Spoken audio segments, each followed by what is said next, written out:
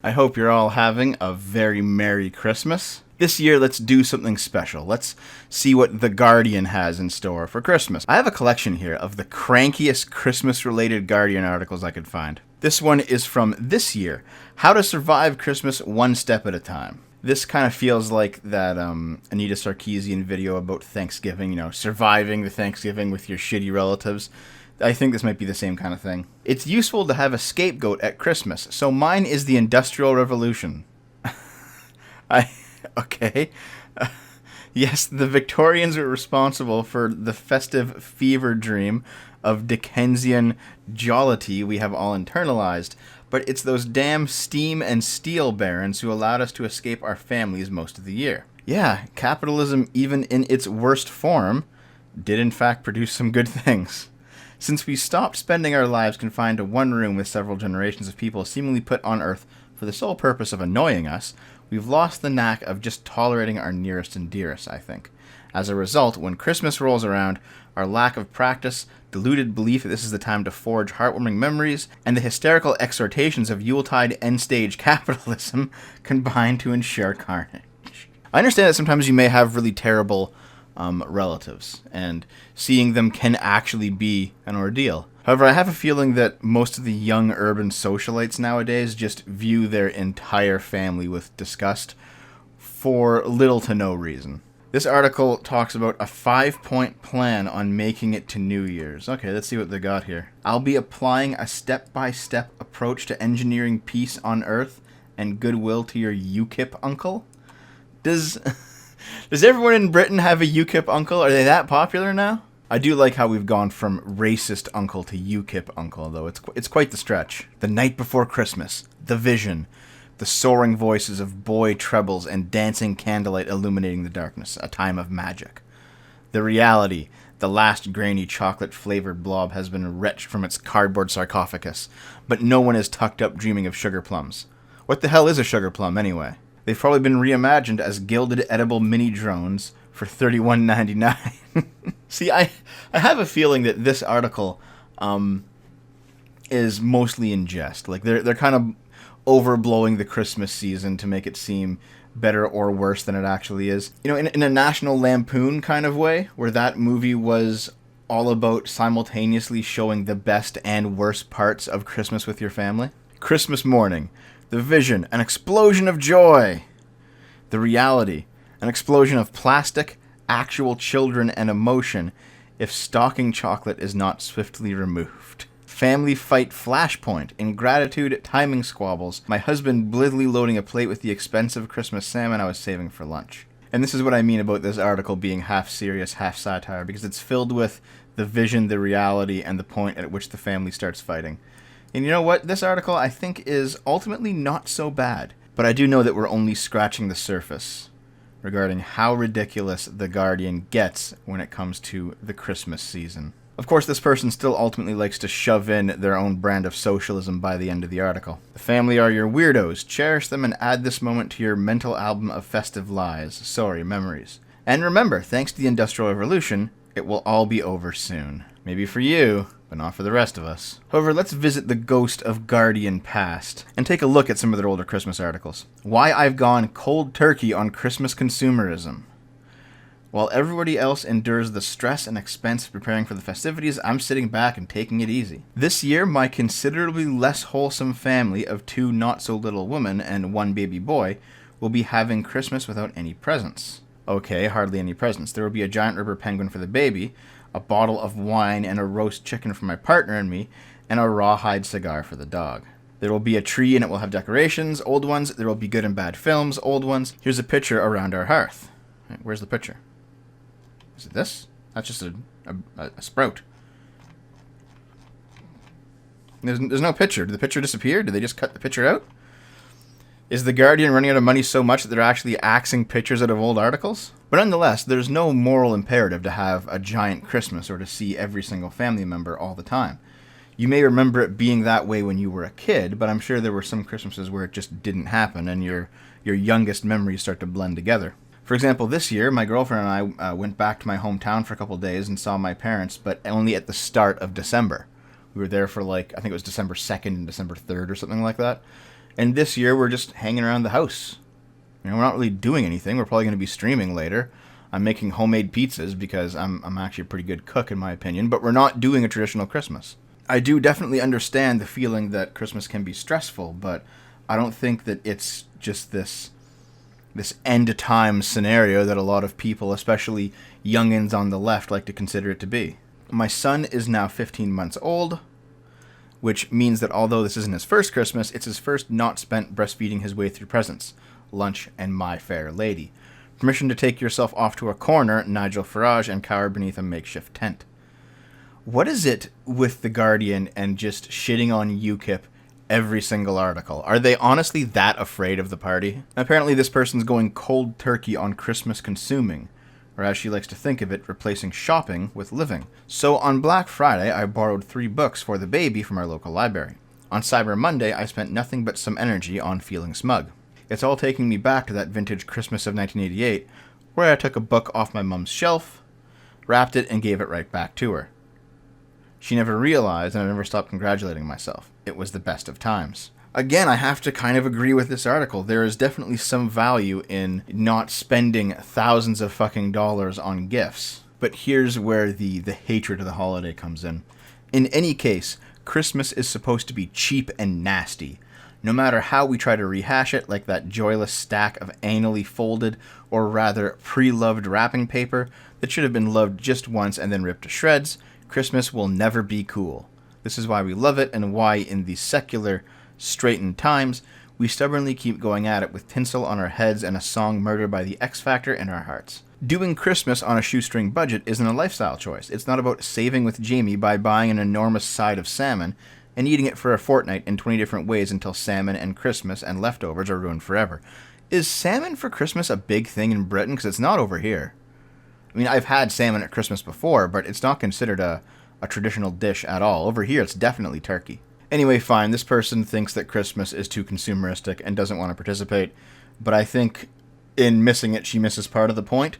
But of course, she obviously gets another part of the point, so whatever. Christmas Day is supposed to be dull.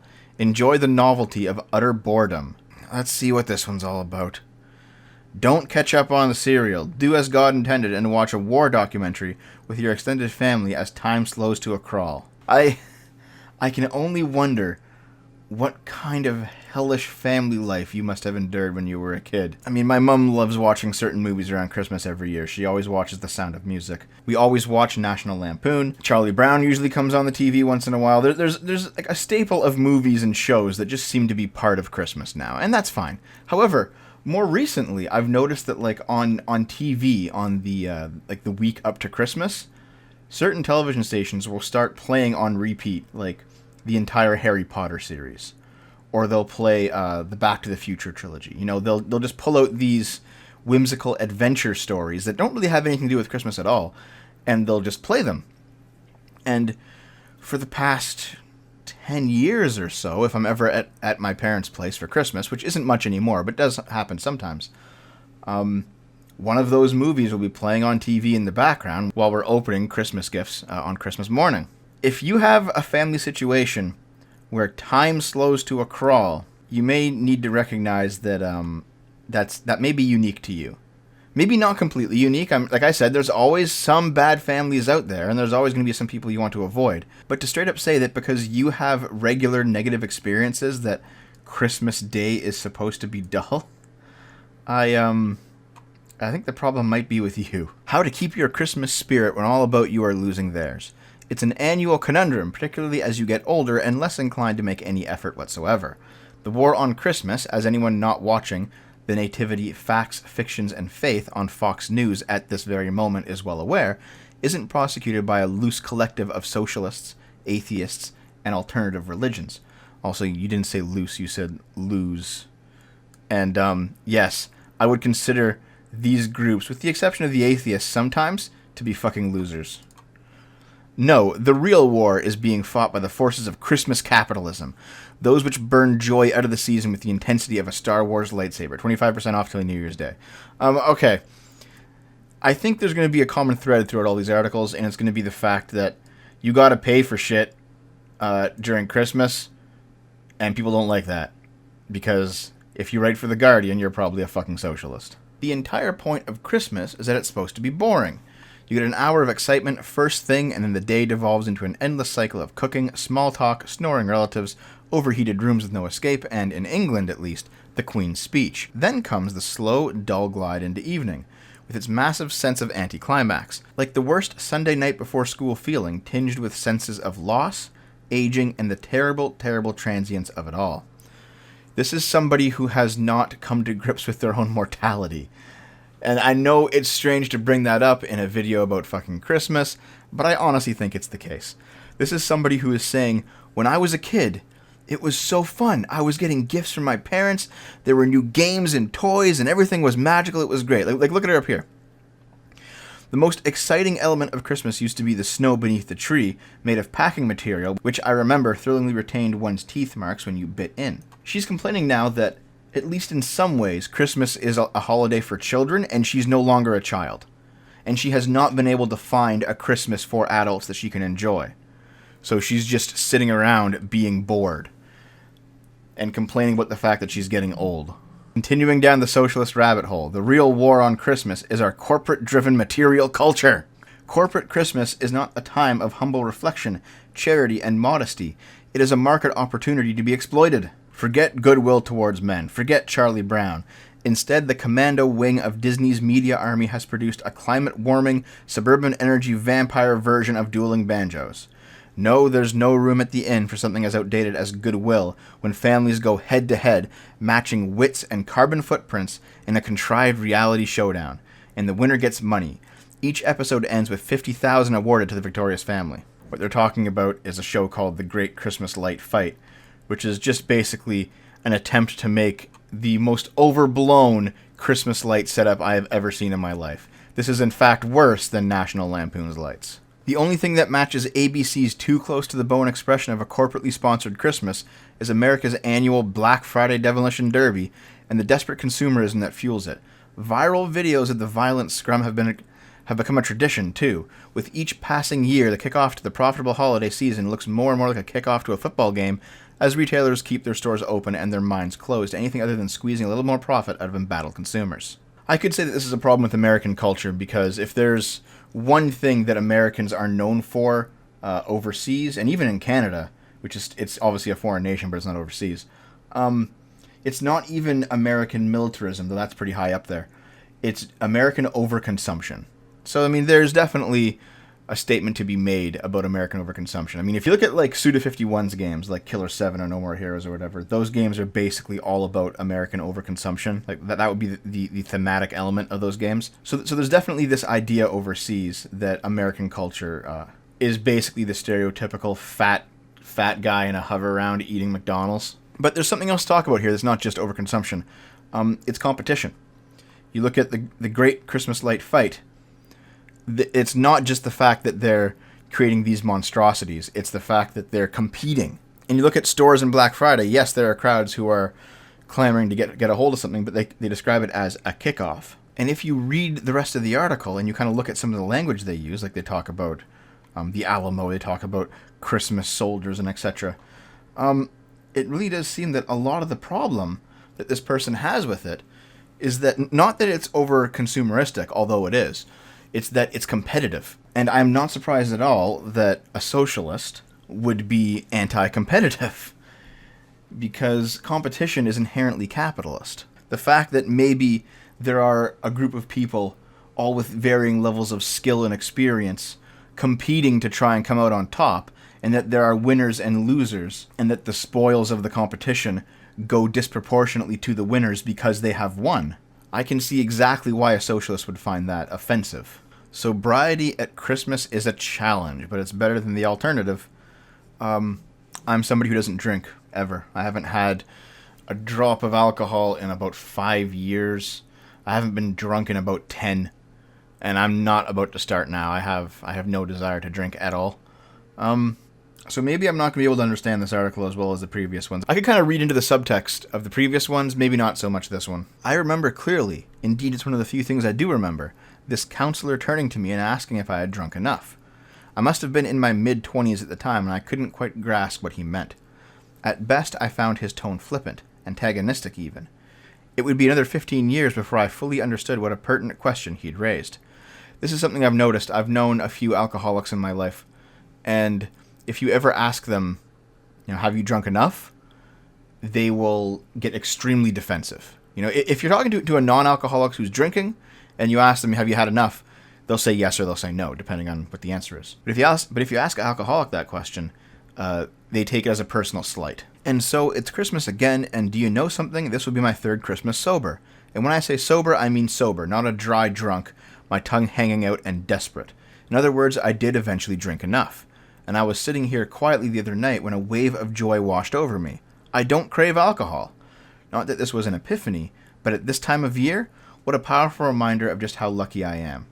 I'm going to assume that this is written by an alcoholic who has given up drinking, and now he has progressed to the point where he no longer feels the urge to drink anymore. And if that's the case, congratulations. It's tough to get out of, man. You know what? I completely understand my relatively unique point of view on this topic, but this is actually a very reasonable article.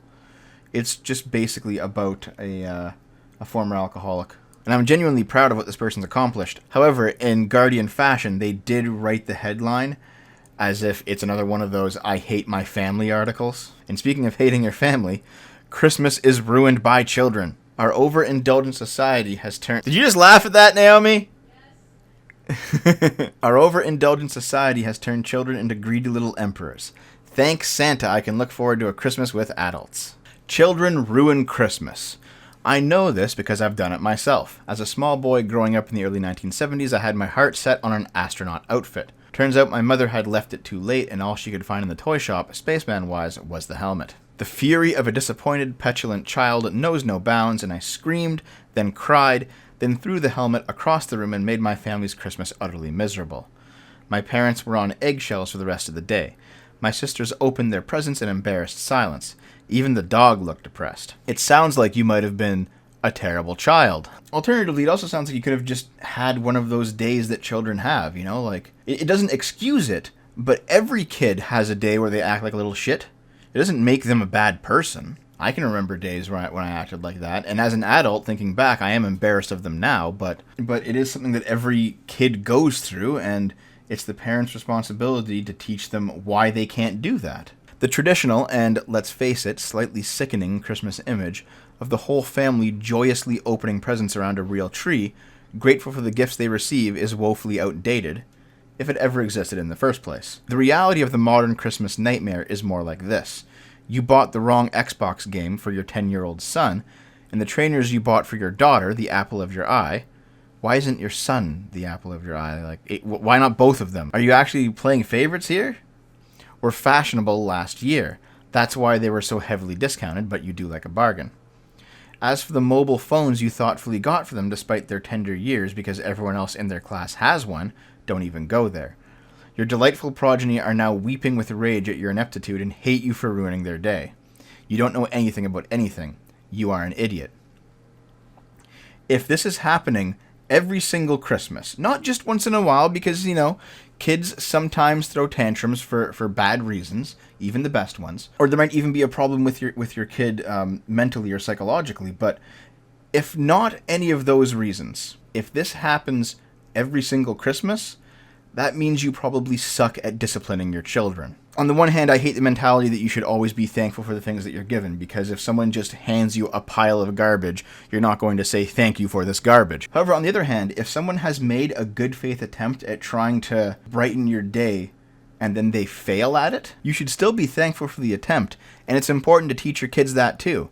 If you haven't taught them that, you failed as a parent. The idea that parents these days are time poor and overcompensate for this by indulging their offspring is so familiar as to have become a cliche. But it's true. We seem to be hell-bent on creating our own versions of China's little emperors, and all this over-pampering and overindulgence means that children aren't able to cope with not getting what they want. Yeah, that's true, isn't it? Maybe you should have done something about that.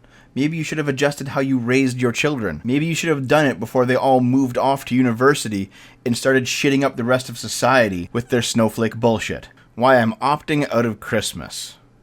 Is it because you're a cat lady? We have ruined Christmas by allowing capitalism to tell us we should be buying ourselves into an orgy of goodwill and glamour. An orgy of goodwill! There's few things in the world that sound better than, say, an orgy of goodwill.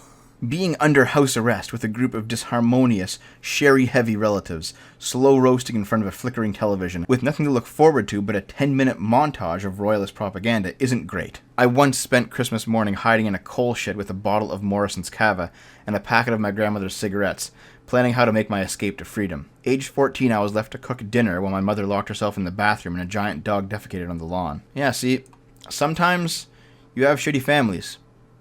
Sometimes you are the shitty person in the family. Sometimes it's both. Maybe here it's both. Christmas is the stick with which millions of us beat ourselves into brandy-soaked agony for being poor, single, childless, lonely, or simply bad at being jolly. You don't have to have all of those markers to have a good life. You probably need some of them. You know, there are certainly some universals that humans need, you know. You need a way to provide for yourself. You need something useful to spend your time on outside of work. You need a relationship. You need a family. You need kids. You don't need all of these things, but you need some of them. If you don't have at least some of them, you're probably going to have a terrible life. And the problem isn't just to scream at society or scream at Christmas every time it comes around. Maybe you should examine your life and figure out why you hate it when other people have so much fun. But here's the person's solution. Stop giving presents, stop watching television, stop comparing yourself to advertisements, and actually spend it with people you like. This year, however, I am opting out altogether. I shan't be driving home for Christmas. I have no tree, have wrapped no presents, will eat no turkey, and mull no wine. Instead, I shall go for a run, listen to the headlines, eat a baked potato, and watch a Western with my mother. On Christmas Eve, I plan to volunteer at the Hackney Care Leavers Christmas dinner, but the day itself is as blank as a fresh fall of snow. I can't wait. And that's fine. You can spend Christmas or any other day however you like.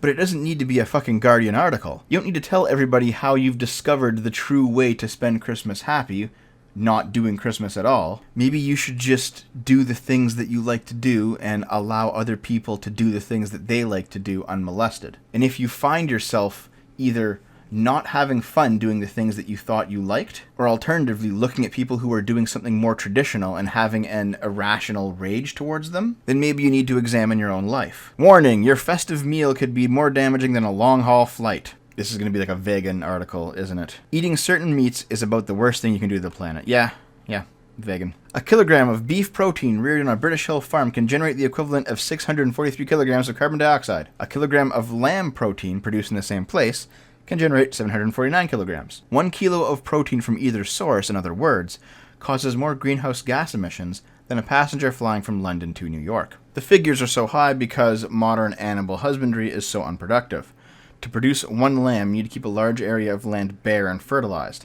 The animal must roam the hills to find its food, burning more fat and producing more methane than a stalled beast would. Environmentalism is probably the only place that I side consistently more with the left than the right than any other part of politics, just because there's some undeniable truth regarding humanity's impact on the environment. The idea that global warming, for example, or climate change is just a Chinese myth, as Trump described it, is completely stupid. Very clearly we have an impact on the environment. Very, very clearly, the things that we do impact the situation that we find ourselves in. We are not somehow separate from the rest of the world, and we're not special in that regard. At the same time, this entire article has been about the various costs of raising animals certain ways, and it has yet to come into Christmas, but I'm pretty sure it's going to be something along the lines of, if you eat a big turkey dinner or something, then you are destroying the planet. As we approach the end of the ride, there's a few crazy ones right here. Sweden makes my gender-free toy Christmas wish come true. With a picture of a girl with a Nerf gun, a Swedish toy retailer is arming children with the ability to question outdated gender roles. Well, guess what, Miss Not Progressive Enough? Swedish toy retailers are also training women to become active shooters. All I want for Christmas is an end to the mandatory gendering of every children's toy. They're not gendered. You know, there might be a boy or a girl on the box, and I'm sure that's fucking traumatizing for you, but you know what? If your little girl wants a Nerf gun, buy her the Nerf gun. If your little boy wants a doll, you can always buy him the doll. It's kind of like the pink tax bullshit. If the men and women's products are the same fucking thing, but the women's cost more, just buy the men's. What does it matter? The amazing thing is that gender roles for children have become so calcified that such petty things can be presented as radical. Sample headline from the Daily Mail. Dolls? They're not just for girls. which of course relies on the voice of your inner UKIP voter shouting, yes, dolls are just for girls. Okay, we should probably have had like a UKIP counter in this video, because how many times has UKIP been scapegoated so far? 5 times? A lot of people will try to tell you that boys just don't like playing with dolls. Coincidentally, these same people also tell any boys in their vicinity that boys don't play with dolls. It's not an innate sexual difference that makes girls and boys play either side of the pink-blue divide. It's adults constantly impressing on their charges that one group of toys is right and the other is wrong. I remember having a doll house, in fact, and I asked my mom, I was maybe 5 years old or something at the time, I was in fact the woke child everyone talks about on Twitter. I asked my mom, hey, is it all right that if I play with a dollhouse, even though I'm a boy? And my mom said, well, it doesn't matter. Play with it whatever you want. If you're having fun, what does it matter? And I said, yeah, it didn't matter. And you know what?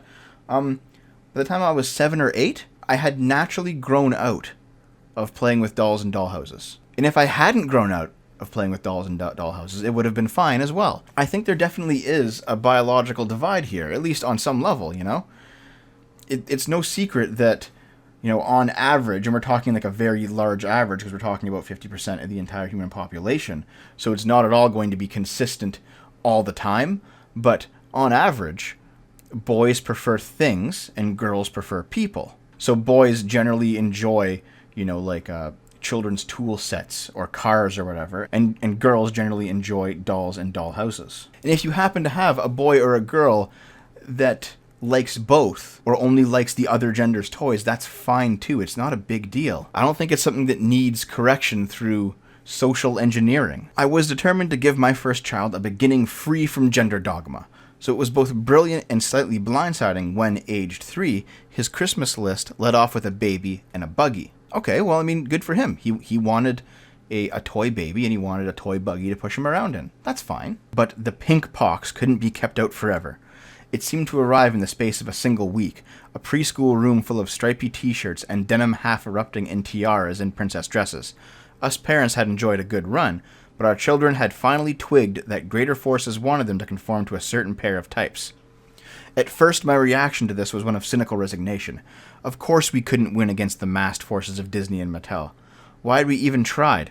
Maybe it wasn't Disney and Mattel. Maybe it was because as children go from 3 to 5, and then from 5 to 8, and then from 8 to the teenage years, certain forces, as they grow up, including but not limited to puberty, start to make boys and girls act a little bit different from each other. And moreover, if they're enjoying themselves, if once they've kind of gone through their split and now they're happy being whatever gender they are, if they're happy, what does it matter? The Christmas shutdown just makes us drunker, fatter, lazier, and lonelier. Buddy, this picture shows you to probably be drunker, fatter, lazier, and lonelier, and you're looking for something to blame it on? I guess there was a rail shutdown in 2014 in the UK. During Christmas, no public transport moves. To get from A to Z without a private car and overpriced taxi is impossible. This is your complaint. That the buses don't run on Christmas Day. But is that it? When aircraft touch down at, say, Heathrow, their passengers find themselves marooned. The country beyond the airport is impenetrable unless they can afford its inflated cab fares. It lies there, hushed and immobile, smelling faintly of roasts, quite unlike anywhere else. This is really where you're going with this, isn't it? You can't catch the bus. You can't catch the bus on the 25th. So it's a big fucking problem. This article is mainly just a big fat complaint. It's not really worth going into. But why does the end of it have something about Nigel Farage's coat? It's not like it's a new article. It still has the end of... It just has an excerpt. You know what? Even reading it, it's an excerpt from a different article.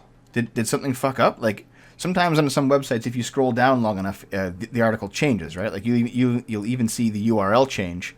But this time, it doesn't happen at all. They just tacked on the end of a different article into this one. Here's another angry soy boy. It's time for a real war on Christmas. This is definitely not the most wonderful time of the year. I'm not surprised that even in 2014, you were a fucking NPC, buddy. Let's cancel Christmas. No. I understand that this is last minute and some of you may have already started ordering presents for family and loved ones on Amazon, bought airplane tickets, or planned a menu for the big family meal, but hear me out. I think we will be better off, all of us as individuals, everyone together, society, the world, if we stop celebrating this holiday. In truth, I think we'd be better off if we stop celebrating all holidays. Holidays are stupid. Everything must be equalized. Everything must be the same. The entire world must be a globe of tasteless, valueless gray paste. Differences are oppressive. Value hierarchies do not exist. Holiday cheer must be equally redistributed to all days. It's miserable. It's cold. Everybody's getting sick. All the plants are dead. There's too much stuff to do before the calendar year ends anyway, and it gets dark right after lunch. And because you have such a terrible time, everyone else must be miserable as well. We have to all be equal in our misery. Holidays, especially Christmas, make people sad. They make you sad if you have resigned yourself to being sad. You can be affected by tragedies in life sometimes, but if you let them rule your life to the point that years later they're destroying holidays for you, you have a serious problem, and the problem is not with the holiday. You've surely read about the seasonal spike in suicide statistics. It turns out that spike is apocryphal, but its persistence as a trope is instructive.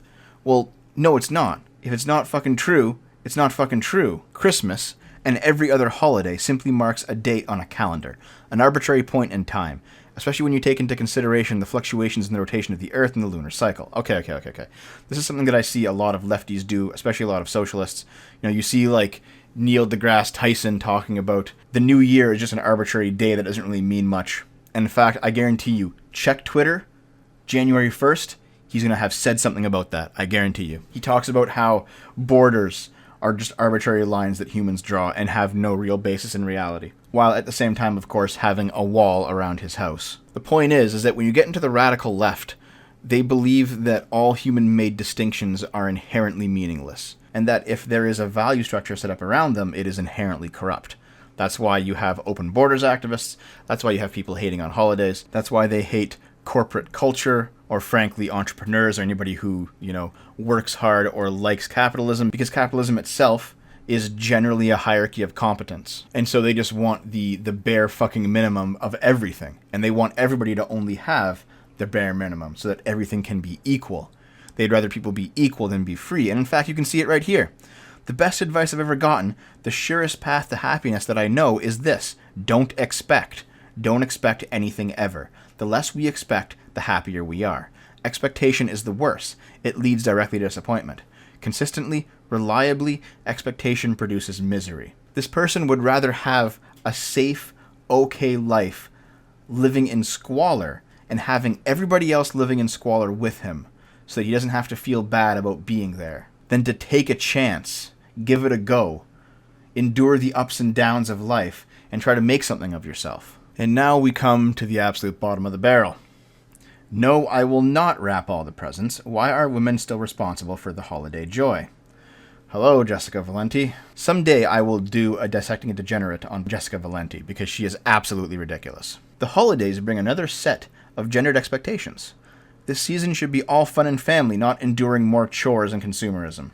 I love everything about the holiday season. I like the brisk weather, the festive wreaths. We've even decorated our tree already, topped with a cardboard glitter star that I made with my daughter when she was 2 years old. It's the happiest season of all. Maybe you should be redistributing all of that holiday cheer to the other days evenly, like the previous article said, if you want to be a good leftist. We all know that women do the majority of domestic work like childcare, housework, and cooking, but the holidays bring on a whole new set of gendered expectations that make the season less about simply enjoying fun and family, and more about enduring consumerism, chores, and resentment. If a present doesn't get somewhere on time, if at all, if the cookies for the school's holiday bake-off are store-bought, or your family holiday cards arrive just shy of February, it's not men who get looked at askance. After decades of feminist progress, women are still considered primarily responsible for an entire family's holiday joy. I'm sorry that you live in this kind of relationship or this kind of family dynamic, but my girlfriend and I take the holiday joy equally. We wrap gifts together, we make meals together, and we spend time together. What is it with all of these fucking people just wanting to hate something that other people enjoy? So please, as the women in your lives work their fingers to the bone to bring you holiday cheer, get up and lend a hand. Santa's not the only one who keeps a list of who's naughty and nice. Oh god, this whole fucking thing is just stupid. Like, she's saying, I want help. And you know what? That's fine. You should be getting help. everyone should be given some help, especially when, the chores start to rack up. Not even in a Christmas sense. Like, if the house is dirty, you should both be cleaning it. And if one person has more time at home than the other, then the one person should probably be cleaning it more. But that shouldn't be a gendered thing. It just should be a responsibility thing. But look how she titles it. I will not wrap all the presents. Why am I responsible for joy?